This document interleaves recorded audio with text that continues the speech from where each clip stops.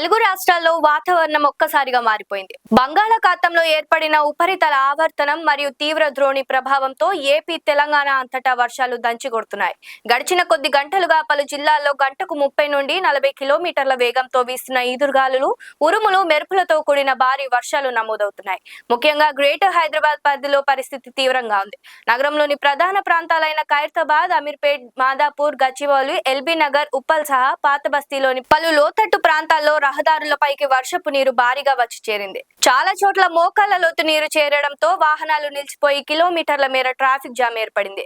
ఉద్యోగాలకు, నిత్యావసరాల కోసం బయటకు వచ్చిన ప్రజలు తీవ్ర ఇబ్బందులు పడుతున్నారు. జీహెచ్ఎంసీ మ్యాన్హోల్లు తెరిచి ఉంటే ప్రమాదమని డిజాస్టర్ రెస్పాన్స్ టీమ్ ను ఇప్పటికే రంగంలోకి దించారు. అత్యవసరమైతే తప్ప నగరవాసులు ఇళ్ల నుంచి బయటకు రావద్దని అధికారులు హెచ్చరించారు. ఇక జిల్లాల పరిస్థితి పరిశీలిస్తే తెలంగాణలోని ఉత్తర మరియు మధ్య జిల్లాలైన ఆదిలాబాద్, నిజామాబాద్, కరీంనగర్, మెదక్, వికారాబాద్ సహా పలు జిల్లాలకు వాతావరణ శాఖ ఆరెంజ్ అలర్ట్ జారీ చేసింది.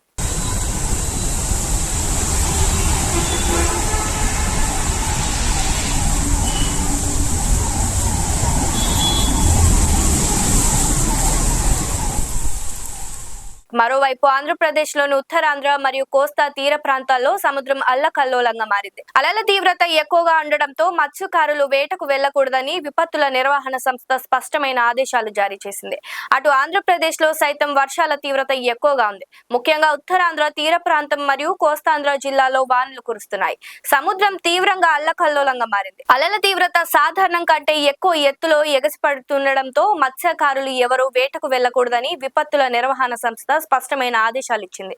రాయలసీమ ప్రాంతంలో కూడా అక్కడక్కడ మోస్తరు నుండి భారీ వర్షాలు నమోదవుతున్నాయి. వాగులు, వంకలు ఉప్పొంగి ప్రవహిస్తుండటంతో గ్రామీణ ప్రాంతాలకు రాకపోకలు నిలిచిపోయాయి.